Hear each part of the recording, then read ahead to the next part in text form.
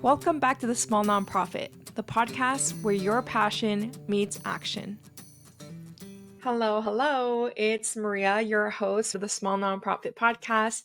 I'm here with Rhea. Hi, Rhea. Can you just quickly introduce yourself to anyone who doesn't know who you are yet? Absolutely. Well, first of all, thank you so much for having me. So, like you, I am a recovering nonprofit executive. I was an ED for many years here in New York, 12 and a half years of an educational nonprofit. And now I spend my time teaching people how to do major gift fundraising because people are out here in these charity streets with no idea how to fundraise. That's relatable. But 12 and a half years is like a really long time to Girl, survive as an ED. I know. Yeah, I know. Being an ED, that's like dog years. Like people see that and they're like, no one stays around for 12 and a half years. Wait, and did you learn how to do major gifts there, or did you already know how to do them? Oh, girl, I knew nothing. I literally knew nothing. I was 26 years old, first day on the job, 2 Google searches. What does an ED do and how do you fundraise? Like I didn't know anything. Like when I tell you I knew nothing. I was 26 years old. You know what I knew? I knew how to use Google. That's what I knew. And I figured it out. So, like a lot of us, it was trial and error. When I started, the organizational budget was like $250K a year. By the time I left, we were raising a little under 3 million in private funds, 65% of which were individuals. So I was like, you know what people need to know how to do is raise money from individuals. I love how you're saying like you knew nothing and you only knew how to Google, but every fundraiser listening is going to know how valuable a skill that is. It's all about problem solving and just being able to do the things. So this was before like YouTube. This is before Google was really a thing. I think Netscape probably still existed, right? So there were a lot fewer resources. So certainly there were not podcasts. I consider anyone in the nonprofit field lucky now because they have folks like you, Maria, and me out here trying to do all the things, share all the things. Because like I was 26, I didn't know anything. I didn't have anybody. So were you asking Jeeves? I literally was asking Jeeves. No, it's Geoduck. No, you know what I did? I was like Googling everyone. I was literally just like asking anybody who would take a meeting with me to take a meeting, and I would just like take notes, be like, okay, I'm going to learn everything I need to know from like Rich Berlin and Sister Paulette and all these like luminaries in the field. And truth be told, I did take a course at Columbia Business School. It was like a nonprofit certificate course. And I got to tell you, I learned basically zero about fundraising. I was like, I don't understand what we're doing here. Because the guy running the course was, and I think your audience will really relate to this, he was raising money for the Met Opera or something. And I was like, what you're doing has no relationship at all to this. We're not even playing the same sport, let alone the same league. I always get that when people ask me about the listeners of the Small Nonprofit Podcast, or is it mostly small nonprofits? I'm like, most nonprofits are small and they can't just pick up whatever World Vision is doing or Plan Canada or, ACLU. Like it has to be adapted because we're all doing 7 jobs at once and we're learning off the cuff. Like you started with Google, and that's very relatable to me, honestly. Like you just had to figure out how to create a website, how to set up a funnel, how to do Google Ads. It's just a lot. I know. Keep in mind, this was before like Google Ads. This is like in the infancy of Facebook. Okay. I didn't even have all that. So, and this is before Squarespace. So I couldn't be out here making my own website. So there's a lot of tools out here. But here's the thing, the basics still remain the basics, right? You have to build a list. You have to tell people about the thing that you're doing. You have to create on ramps for them to raise their hand. You have to have good email copy. Like these are basics that doesn't matter what the technology is telling you, like they're basics for a reason. You know what's funny? Like it must have been very different fundraising before social media and fundraising before the internet. Well, I'm not that old. Just like I did have the internet, but no one was out here raising money on social. This is pre Ice Bucket Challenge, pre Facebook fundraiser. Like we didn't know any of that. We were just like, oh, I take pictures of my food and I share it with my friends on Facebook. So yeah, the sector has changed dramatically. Even in the last 10 years, it's been crazy. Yeah, I was going to say, imagine how different it has been in the past. And then with the introduction of AI, how quickly it's already changing different and unrecognizable it's going to be in like 5, 10 years. The game is changing for sure. In every industry, there's always going to be a disruptive technology, and you can be in denial about it. You can stick your head in the sand if you want to, but it's coming, so you might as well learn how to use it responsibly. I actually can't wait to see the way AI impacts major gifts fundraising because I think that is just an interesting concept. Like I see AI super useful in one to many campaigns, but how do you do that one to one AI integration? Yeah, here's the way I really think about AI is I think about it as a way to offload the work so that the humans can human. So like as good as AI is, it's never going to substitute for a conversation. Like I don't know, I'll never say never, but AI can't do this, right? This conversation. It can't be human. It can't have human emotions and human stories. And our friend Rachel Berbauer, I think Rachel, I said this off the cuff and now it's her tagline, which is let the robots robot and the humans human. It's true. I feel like sometimes we take a lot of the human out of fundraising because we start looking at it as just as numbers or just another name on the list, or even like I was thinking about this because I was watching this YouTube video about empathy and the way that empathy is like displayed and mimicked. Like, oh, isn't that sad? And the donor is like, yes, that's sad. Yes, we're sad. Okay, what's the next step? Like, how do you inspire action? How do you move people forward? So I wanted to talk a little bit about how you do that with your major gift clients, how you teach them to inspire action in others and really have that resonate with their major gifts donors. Yeah, such a good question. So I want to talk about AI for a second because I think AI can be really good at mimicking. Oh, I'm going to create some copy about the thing that I think I'm supposed to say. But like we have people like Mark Zuckerberg out here programming the AI. So they've got some emotional intelligence that's maybe a bit lacking. I was literally just finishing a podcast episode with Lisa Greer, who wrote the Essential Fundraisers Handbook. And she herself is a major donor. And I think the mistake that we make as fundraisers is that we think of our job as like doing stuff to our donor to make them do something that we want them to do, right? Like they're just like these malleable things that, when the truth is, A, they're probably very intelligent people. B, they know a lot more about their financial situation than you do. And C, they don't want to be manipulated. I don't know about you, but I'm not out here. But you know what, Maria? I really hope that you would say some kind of magical combination of words to make me feel manipulated. And so I think for me, the heart of any fundraising, but certainly major gift fundraising, is how can I be of service to you? Because as a donor, you want something to happen in the world, right? You want oceans to be clean, you want kids to go to college, like whatever. The thing is that you want something to happen. You also probably want to have a good experience. And so my job as a fundraiser is to learn about you, learn about what you care about, why you care about that thing, how you want to give, what's been a good experience for you, what is an appropriate amount given your certain situation, and then I deliver, right? We like agree that we're going to go on this journey together. And at the end of the journey, I put something in front of you for you to say yes or no to. And then when you give, I then continue to build a relationship with you. And I think the mistake that fundraisers make is that they get transactional. They think that the gift is the end of the relationship. They close the gift, right? But your job is not to close a gift, it's to open a relationship.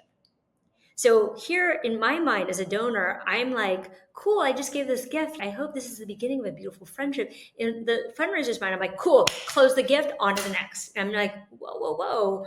I thought we were just starting something and now you're ghosting me until the next year where you ask me for money again. So obviously that is probably why we have a significant leaky bucket problem in our sector. I like how you're bringing attention to that close to gift, like that specific wording, because I was thinking about I hate the way that we talk about major donors internally.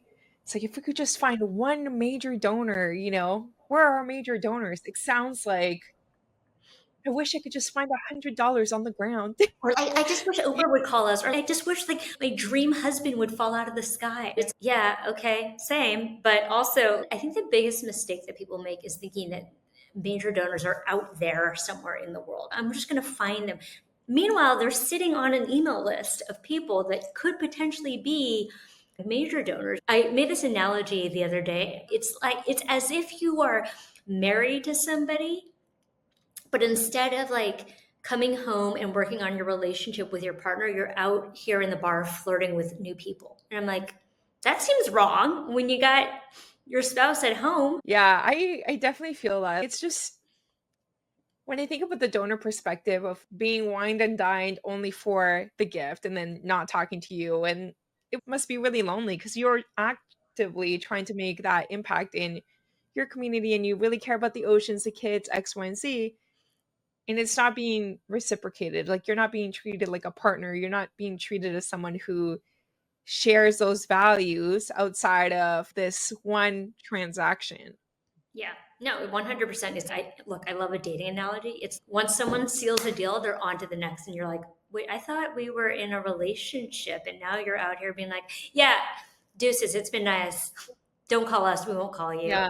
Of course, that feels terrible.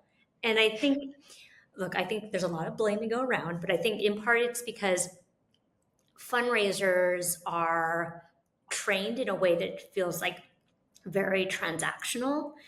And honestly, I was trained that way too. And I just didn't know better. I didn't know that was a different way. So I was like, yeah, I guess that's what I do because that's what everyone does. I also think it's because board members, by and large, don't have fundraising experience, but they put a lot of pressure on fundraisers to like deliver quarter after quarter. So, like, Maria, I don't care if you're not ready to make the gift. I just need you to bring the gift in because we got our goals to meet this quarter or we got payroll to meet. And so it's never in service to the donor of what feels good to you, what is going to work on your timeline. It's all about what do I need? What do I want? When do I want it? And I want it now. I've definitely felt that pressure when, okay, we are going to face this kind of deficit. That's not the donor's problem. That's not the donor's You problem. know, they're not here to solve your overspending or whatever you're doing that is creating a deficit. That's not their problem. That's not something that I can just look at a list and be like, yeah, they definitely will step up and answer the call because you don't know that. You have to build that relationship and you really have to like make sure that you're having them as a consideration, not just your expectations. Yeah. And the other thing that really bothers me, I feel like there are a lot of people out here giving advice about, oh, you just have to like go in for a big ask. And look, obviously, I'm not against asking big. Like the name of my program is Big Ask Gift, but it has to be based on something real. And by something real, I do not mean I looked at a wealth screen and it told me that you could give a six-figure gift. Like that's not real. Stop. Just stop it. And so we treat people like they're these widgets that we do stuff to, and that they're like this perpetual ATM machine where we can just send them an email and like money will come. Okay, cool story, bro. Yeah, that's not how anyone wants to be treated, especially when we're talking about like a cause that's really close to your heart. That's why I really love major gifts, of course, but planned giving as well, because Mm, you really get to get to the meat of why people care about what you do, and the conversations that you can have are just so much more meaningful. Unfortunately, I think a lot of fundraisers are taught like, oh, you just have to ask. I'm like, no, you have to ask when you get permission to ask, and you have to ask when the time is right, and the time is right when you've put in the work to build the trust. I find a lot of major donors will ask you, like, "How can I help?" Yeah, yeah. And I think if once they say, how can I help? I do think that that can be an invitation. Like, but again, I always go back to this concept of consent, right? We have to ask consent. Like we have to ask permission to ask. We have to ask permission to get people into our portfolio. Because like I can't even tell you the number of times, and I'm sure you see it all the time, where just because someone gets someone's information, email, phone number, whatever, all of a sudden they're like, oh, they're a prospect. I'm like, they're a prospect, but are they a qualified prospect? And if you don't do that qualification, which by the way is also asking them if they want to be a prospect, then you end up chasing people because they're like, I never agreed to that. I didn't consent to this. And yet here's this person who's like blowing up my phone asking me for coffee. Like, what the hell? Also, it really comes off as desperate. That's the other thing. So, for people who are listening who maybe are starting in major gifts or haven't kinda gotten their way into this portfolio, They might be confused. They might be like, "Oh, how do I ask them if they wanna be a prospect? How do I ask them if I can ask them for money?" What would you say to them? Yeah, it's not rocket science, people. So, okay, I think we need to define some terms here. I'm making a distinction between your annual donor and major gift donor. Now, your annual donor is the people who are on your email list who give once a year, maybe like the Giving Tuesday campaign, et cetera, et cetera. Then there is the major donor, and the major donor will most likely be, likely but not always, probably already on your list. Though certainly I've had the situation where like 5 or 6 figure gift kind of like drops out of the sky. You're like, oh, I had no idea. Okay, cool. So like it doesn't always happen in this way, but generally it happens like this person likely is already on your list. They may even be donating to you. You have to then create a mechanism for them to raise their hand to say that they want to be. And that often looks like a survey, for example. So you can send people a survey, ask them about, why does this thing matter to you? You can ask them, how would you like to be engaged? How have you been connected to our cause? And then you can ask them questions about assets, because we know major gifts generally come from assets, not income. And again, if you like, I was not raised in wealth. Like I didn't know that. Like I didn't know that people gave of assets, right? So you can ask about things like, do you have a DAF? Do you have a family foundation? Do you have stocks that you'd like to donate? Do you have real estate? These are gifts of assets. All of a sudden, if they say, I'm likely to do that, I'm not likely to do that, all of a sudden, first, the fact that they filled out the survey tells me that they're engaged. Secondly, the fact that they volunteered this information tells me that they might be a prospect. Then I call them to say, hey, Maria, thank you so much for filling out the survey. I'd love to follow up on a couple of things that you said here. But that is the beginning of the conversation. That is not an invitation to solicit. Then at the beginning of that conversation, you invite them on a philanthropic journey with them. And here's the other thing. Can we just talk about moves management for a second? It just makes me freaking crazy. So for folks out here who don't know what moves management is, it's like this idea that I have a set of activities that I'm going to do to somebody. And then based on the set of activities, I'm going to lead them down the road to a solicitation. Now, I don't know about you, Maria. I have never had any donor perfectly follow the steps of the moves management process, right? It's just like this illusion that we conjure in order to make ourselves feel like we have control over the world.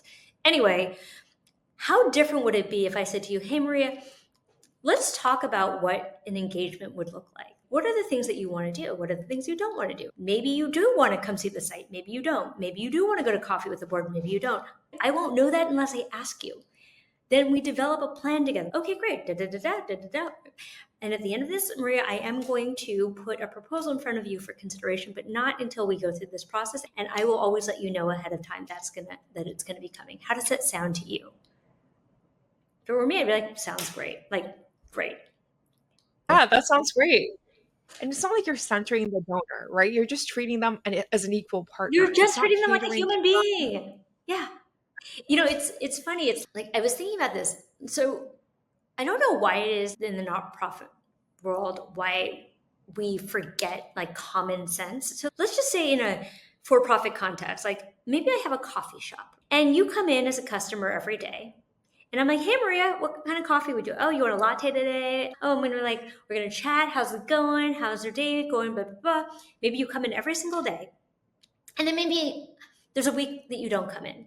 Now, if I were a coffee shop owner, I would think to myself, like, oh, I haven't seen Maria recently. I hope she's okay. And then the next time you come in, I'd be like, oh, hey, I haven't seen you in a while. I was hoping you're okay. Want your latte? In the not for profit world, the equivalent is Maria comes in for a coffee. I'm like, cool, here's your latte. I don't see you for a while. I'm like, screw her. Maybe she went somewhere else. Then maybe you come back and I'm like, I haven't seen you. Where have you been? You didn't buy my coffee. It's also like they come in as a customer and instead of asking them, "Hey, what would you like today?" We're like, "Okay, you're getting a hot chocolate." Yeah, totally. I've decided that you're getting the hot chocolate today, whether you like it or not. Yeah.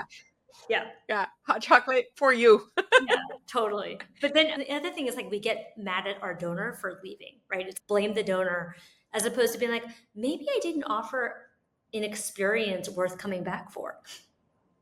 And I think a lot of donors are increasingly looking for experiences, which is something that people don't really talk about as much just yet. But I've seen a lot of organizations really focus on how can I get a major donor if I can't name, the building after them, or if I can't provide some sort of like recognition at a gala or X, Y, and Z.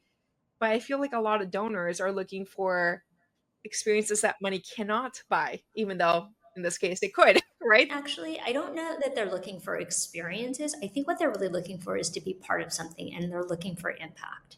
That's truly, and that's a very human need.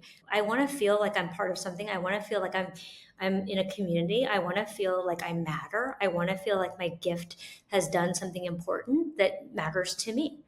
I don't think this is crazy. How do we make people feel that they are also important partners in the work, just in the way that our staff are, or our board, or our volunteers, or the people that we serve? And I think this is really at the heart of community-centric fundraising. Like, we all have a stake in this thing that we're creating together. And I think too often as fundraisers, we forget that donors are also stakeholders. That's one thing that I love to highlight in appeals.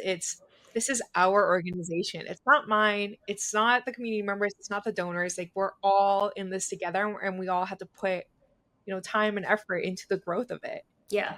And I think honestly too, and I know you're an expert in community-centric fundraising, so I'd be curious about your thoughts on this. Is I, in principle, agree with a lot of what they've laid out as a framework, and I think, at least to my reading, a lot of it has come out of a reaction to this kind of catering to donors, like kowtowing, bending over backwards, letting them think that they can dictate program, making them like, oh, how can we center their experience? And that's not at all what I'm saying. But is that where you think the community centric model has come out of reaction to? I think there's been a lot of different reasons why that started in Seattle. I think also for each individual person, they might have a different affinity for community centric fundraising. For me, it's because of my lived experience. It wasn't anything to do with donor centric fundraising because I did donor centric fundraising for such a short amount of time. Like it just didn't align with who I was. And I was able to, working at really small shops, move away from it Mhm. on my own terms, which was really interesting. And now working for myself, I don't have to do anything that doesn't align with my values, which is Mhm. fantastic. But when it comes to major gifts specifically, I think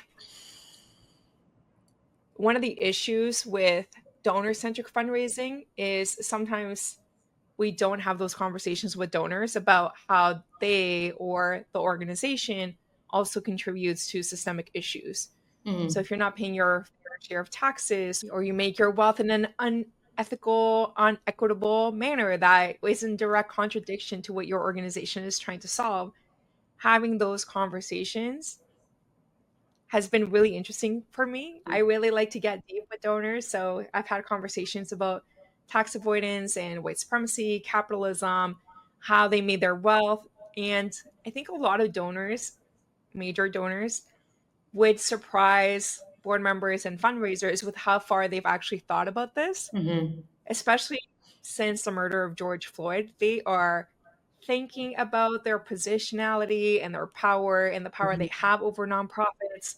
Some of them are already looking at trust based philanthropy models and trust based granting models. So, Mhm. just having those conversations allow you to provide a little bit more education on how they could be deepening their impact and actually better aligned with the things that they're already thinking about. Yeah. Marie, I think you said such a powerful thing, because I think when we treat our donors like they have some sense, like when we treat them like intelligent humans who can have conversations that may be hard sometimes, like we are actually honoring them.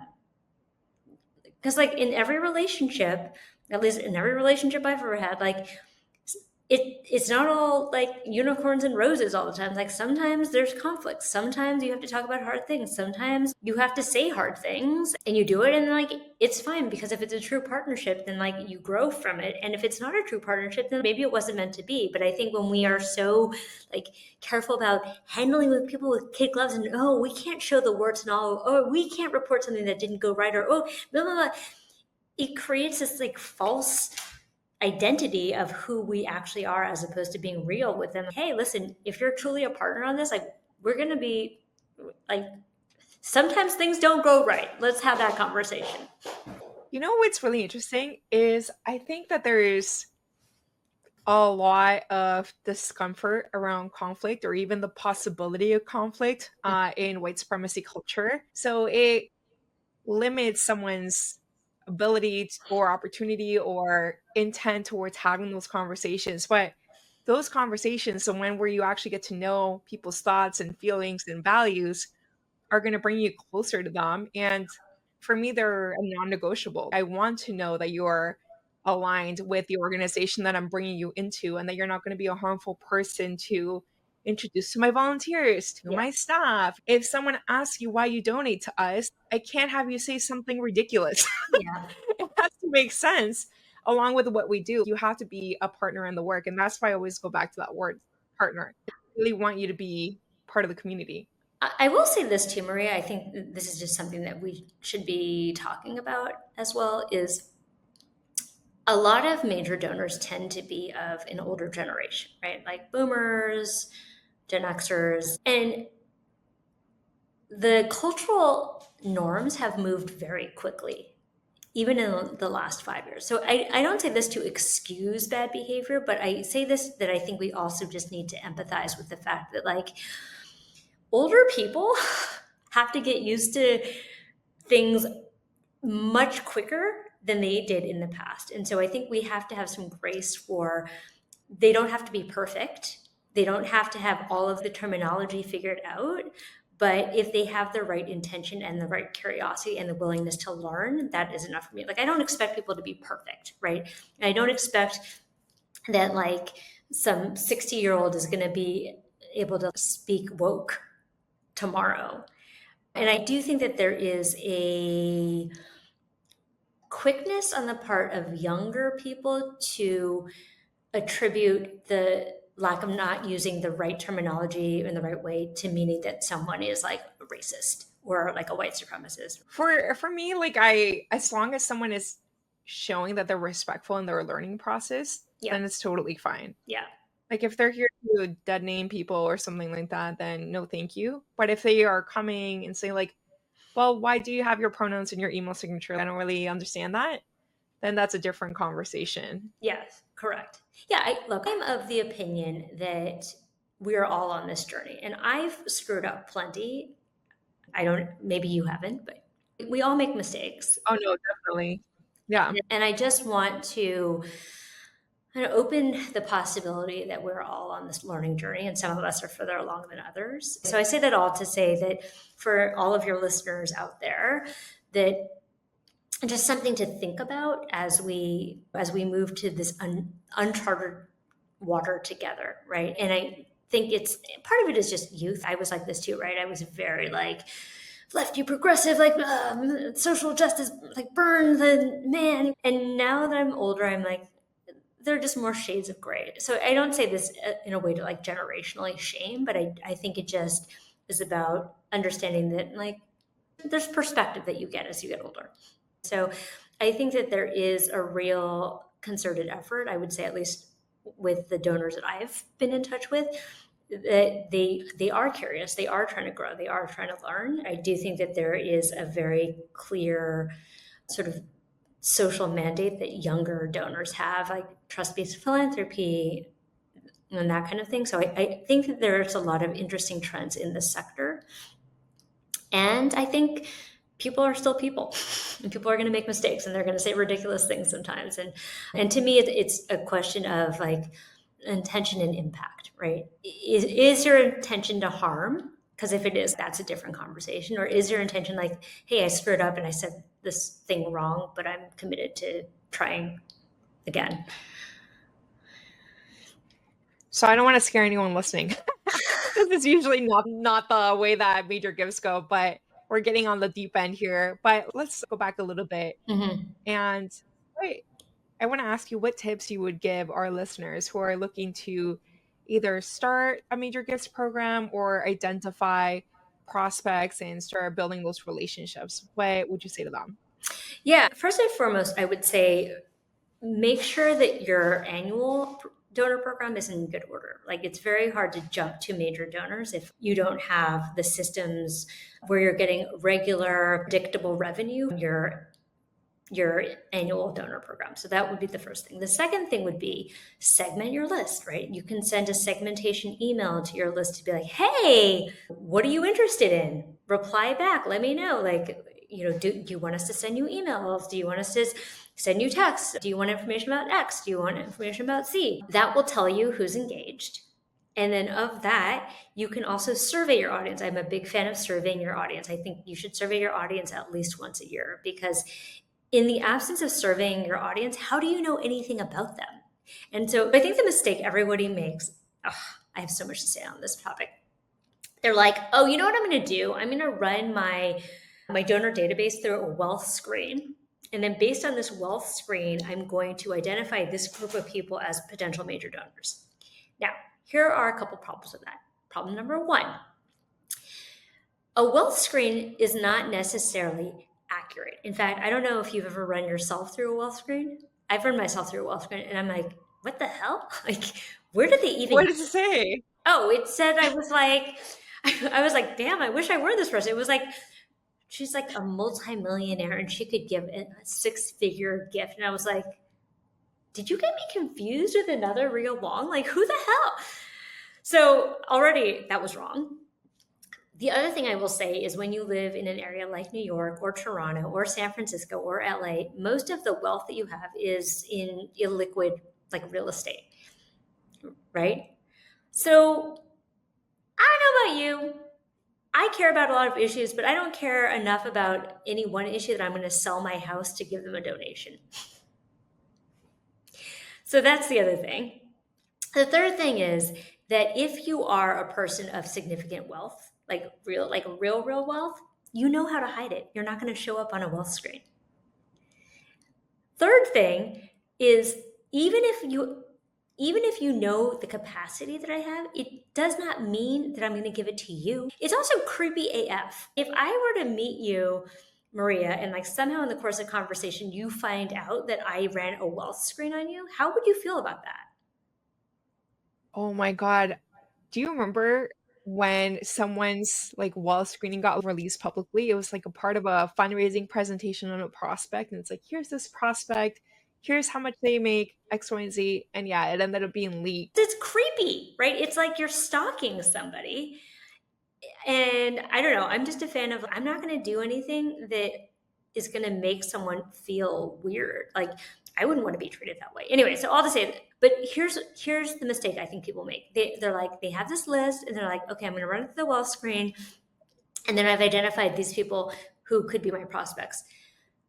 That's a mistake, because it doesn't really tell you anything about them. Instead, if you actually start from the place of, why don't I just ask them about themselves? Why don't I just ask them why they care about this thing? Why don't I just ask them how they want to be engaged with us? Why don't I just ask them, how often do they want to hear from us? Do they want to come on site visits? Let's start there. How much better is that? Yeah, very much consent based, which is so much nicer. Yeah, I mean, to use our coffee shop analogy, it's like this. So instead of me being like, hey, Maria, what would you like today in your latte? Instead, imagine I have some kind of scanner that scans your face, and maybe we're there, like maybe this is in the future, but we're not there yet, but maybe it scans your face and it comes up with, Maria can actually afford to buy 20 lattes. So Maria comes to the counter. I'm like, Maria, I'm going to give you 20 lattes today. And you're like, I don't want 20 lattes. You're like, yeah, but you can afford it. So that's what you're getting today. You're like, no. It's been really lovely having this conversation with you. For people that want to continue the conversation, where can they find you? Yeah, I'm very easy to find. I'm quite loud on LinkedIn, so that's a good place. And then you can always check out my newsletter, which is free. It comes out every Tuesday. My podcast, Nonprofit Lowdown, which, by the way, Maria, we need to book you in for your interview. That is every Monday. And then I actually have a quiz that I just put on my website, which Maria took, which will help you identify where you are in terms of your fundraising journey as an organization. So check that out. Again, it's free and it gives you some actionable tips about where you might want to focus next.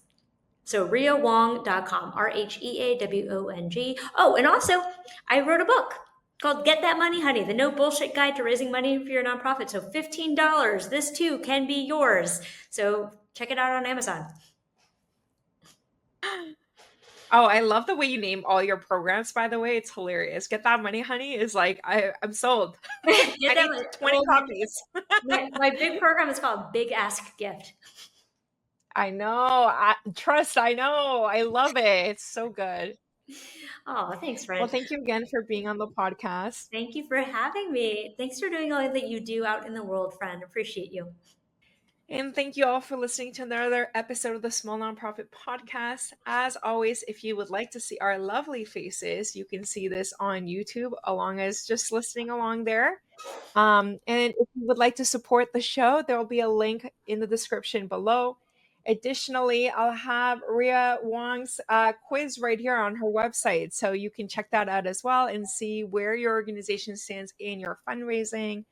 But that's it for today. I hope that you got some actionable tips for your major gifts fundraising, and we'll see you next time. Bye for now.